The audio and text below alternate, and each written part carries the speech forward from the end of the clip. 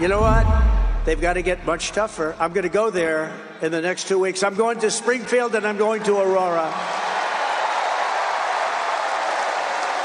You may never see me again, but that's okay.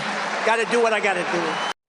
I'm Ashley Michaels, and this is Colorado Point of View. President Donald Trump has announced a campaign stop in Colorado in the next couple of weeks focused on migrant gangs and crime in the city of Aurora. We'll talk more about that in just a few minutes. But first, as we count down to the November election, political violence now ramping up.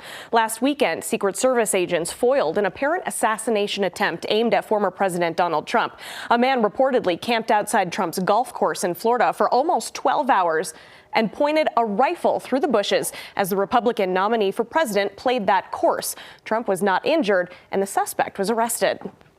2 assassination attempts in as many months, and I think that it's time to say to the Democrats, to the media, to everybody that has been attacking this man and trying to censor this man for going on 10 years, cut it out or you're going to get somebody killed. Well, let's bring in our analysts. We have Democratic strategist and senior presidential and gubernatorial advisor Andy Boyan, and Republican strategist and director of the Advanced Colorado Institute, Michael Fields. Thank you both for being here. Let's get started. So now this is the second time that we're talking about a possible assassination attempt against former President Trump this summer alone. What does it say to both of you that we're even having this conversation again? Michael? I think it's scary. I think it's scary not only for presidential candidates, but elected officials across the board. You said it, twice in the last 2 months, you've had close assassination attempts. One, hits Trump's ear. The other one, the person is on the golf course, with a gun. I think, the point is that it's not only happening at the presidential level, it's happening at the congressional level too. Jason Crow talked about that the threats have quadrupled against members of Congress recently. So I can't imagine what the threats are like towards the presidential candidates. And so I'm worried about it. I do think we need to grow the Secret Service, give them more resources, more people. We have a huge federal budget. It seems important to try to protect our elected officials. But it is worrisome. I think the rhetoric has a lot to do with it. People that are putting warning signs out there, we need to make sure that we stop them before it gets as close as it has been in these last 2 attempts at least. And some of the points you brought up, we will talk about more in depth here in just the next few minutes. But Andy, I want to hear from you on this. What does this say to you about where our country is right now that we're talking about another assassination attempt? I think it's awful. It's sad. It's a testament to where the country's divisiveness is. There's no place for this.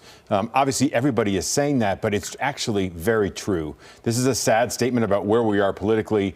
And this man obviously is deranged, and he's had some warnings already from police. They've been watching him for a while as well. Obviously, Congressman Crow was very vocal on this, talked about the fact that there's lack of money to the Secret Service. Although in this case, listening to a recent interview by a person who was on the golf course with the former president, they said Secret Service did their job, did it very well. So to that end, they're too close. They're getting too close to the former president and other elected officials. And I think there's something to be said for the fact that safety needs to be the #1 issue when these folks are out. Secret Service did tell the former president if he's going to continue to golf, they do need to add protection.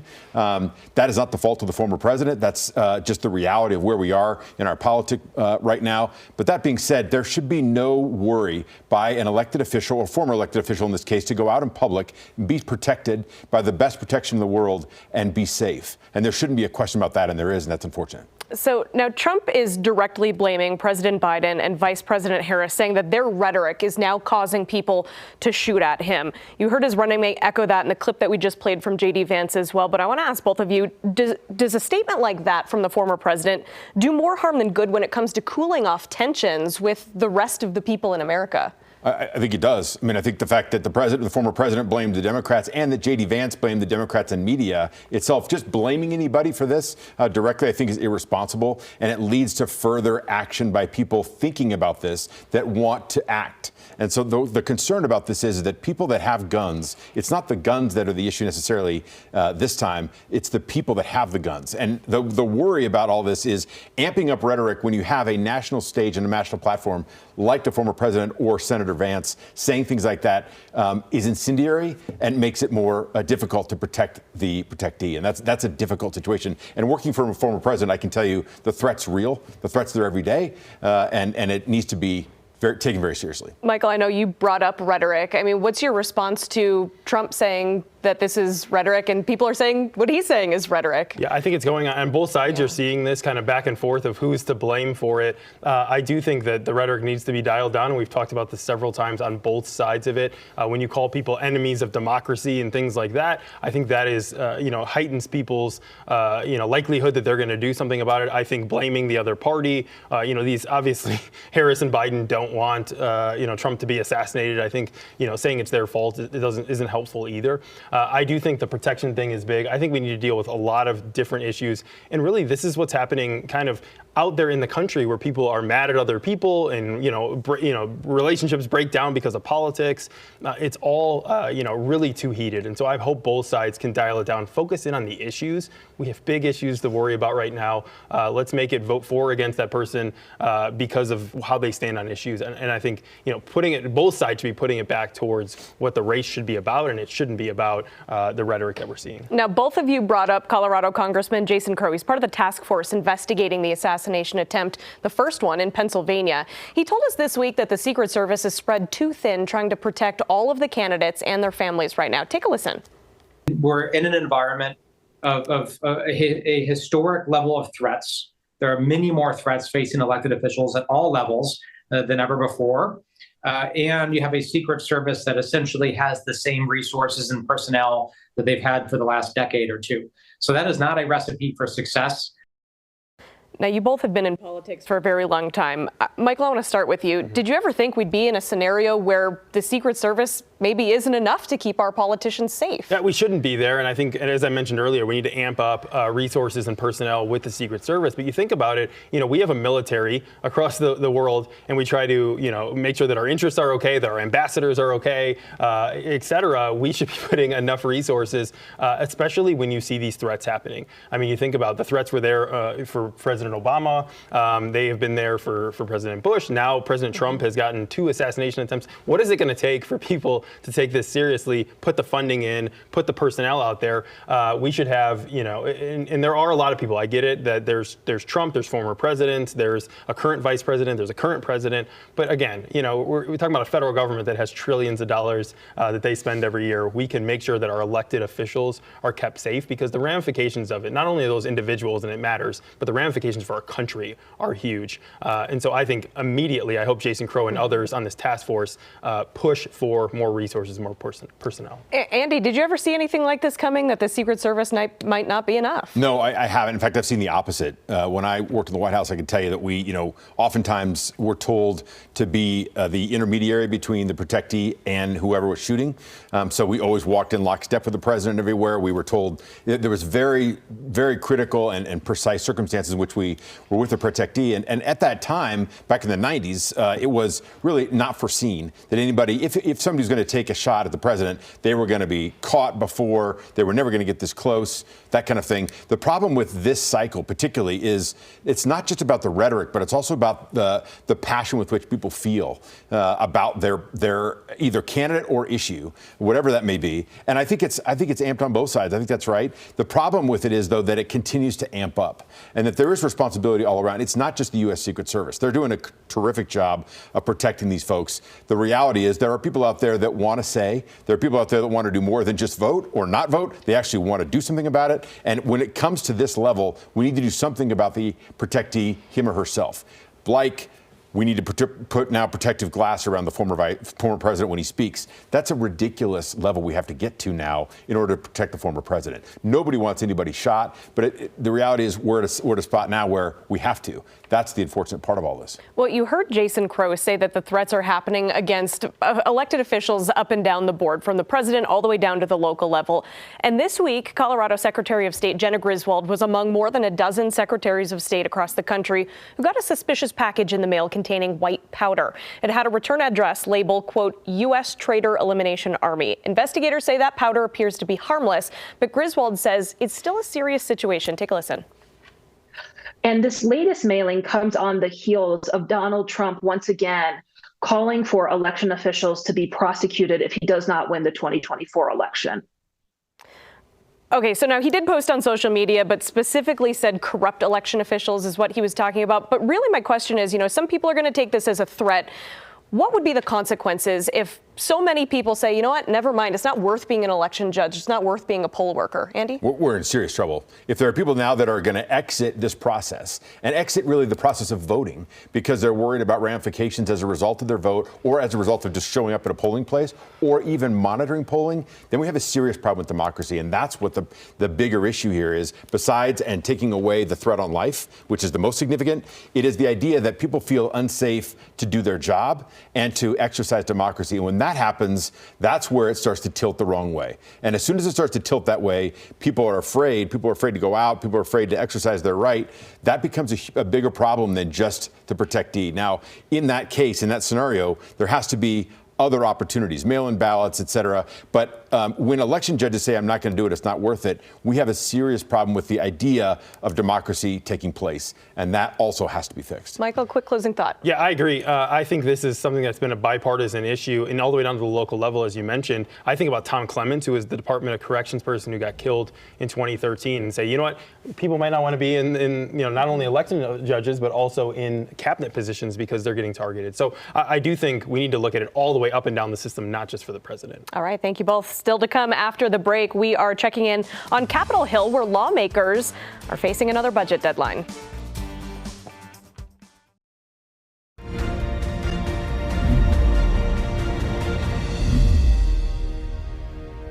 Well, the clock is ticking for Congress to pass a budget or face a government shutdown. The September 30th deadline a little more than a week away. Now on Wednesday, House Speaker Mike Johnson tried to push through a plan to keep the country funded for the next 6 months. But lawmakers, including 7 of Colorado's 8 members of Congress, shot it down. I'm very disappointed that it didn't pass. I want to note that every Democrat except 3 went on record once again for the second time voting against election security.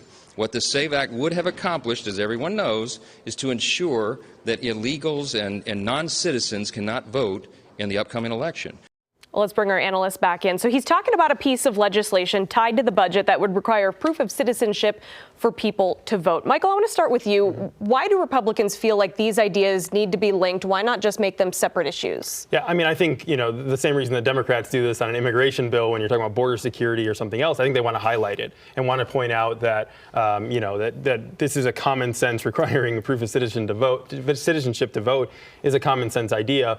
Why would the Democrats vote it down? I don't think that this ends up leading to a broader issue with the bill, but I think for now, knowing that immigration is one of the top 2 issues in the country, election security is big, for Republicans, that it is a way to make it that we're talking about on the show and everybody's talking about it nationally. So I think that's the approach that they're taking. Andy, I want to get a response from you. I mean, he blames Democrats. Michael kind of blamed Democrats as well. What's your response to this? This is ridiculous. I mean, this is they're worried about losing in November, clearly. And so they're trying to figure out a way to stall this tactic and put this in the bill and then blame Democrats for not passing a clean bill. All we want to do is pass a clean bill. Donald Trump is calling for a shutdown. In fact, he's calling members of Congress asking to shut the government down for optics. This is not The Apprentice, Donald. This is the presidency of the United States. I think he has it confused. This is not a game show. And so the problem with this whole tactic by the Republicans is that they're trying to figure out a way to win in November and somehow just barely keep the House, which I doubt they will. This may cost Mike Johnson his job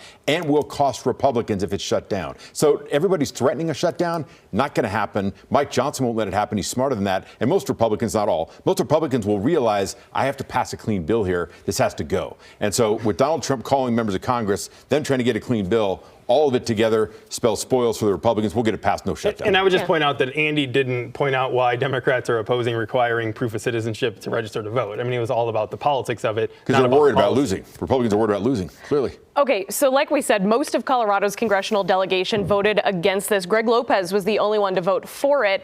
Now, most of those people are also running for re-election. The only one not is Doug Lamborn. You talked about costing people their jobs. Could voters see this if we get into government shutdown territory? Could you see some of those people maybe losing their jobs? Of course, yeah. I mean, look at Lauren Boebert, who is one of the most conservative members of our delegation who voted against this bill. I mean, look at, people that are obviously, Doug Lamborn's another one that's conservative and voted against it. I mean, the reality of this is this could cost Republicans their seats as well. It's very clear, and nobody wants to talk about that. They want to blame the Democrats. It's an easy out. So one thing I think is the problem is that we're having these spending budgeting every 3 months or 6 months. This is not how we should be budgeting in Congress. But the second thing is normally the party who's in power in the presidency gets blamed for any kind of shutdown. That's not always the case. I don't think anybody wants to gamble with this going into the election that is this close in Congress. So I do think it gets figured out. I don't think we're going to have a shutdown.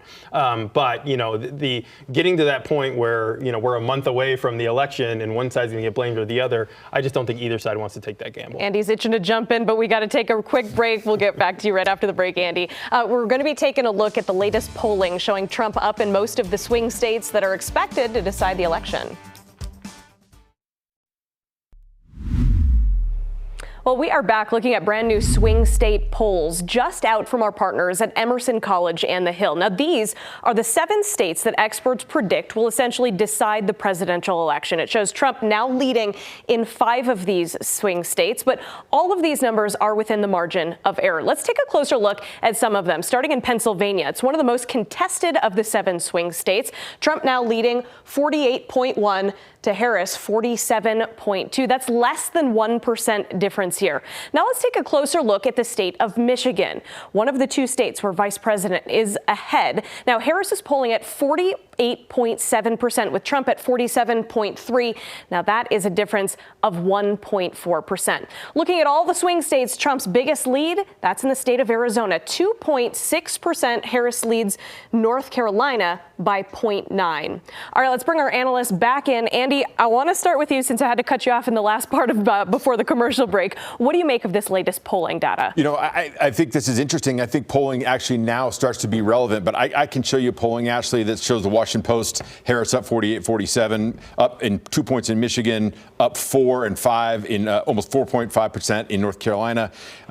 She's actually tied in Nevada. So polling is actually discretionary. I understand The Hill did this poll, and they're well respected, but so is Washington Post. Franklin and Marshall has Harris at 49, Trump at 46 nationally. So, you look at these differences, and they're all within the margin of error. There's obviously those errors are really important. That 3% or so is really important either way. But I think it's, at the end of the day, you see Harris really making inroads in states where Biden couldn't and wasn't. And I think that's significant. And I think Trump has really stayed steady, and he stayed the same. He hasn't lost anything, but he hasn't also gained anything. So I think Harris is continuing to creep up. And I think depending on what poll you look at and determine, we'll see margin of error numbers were basically even across the country.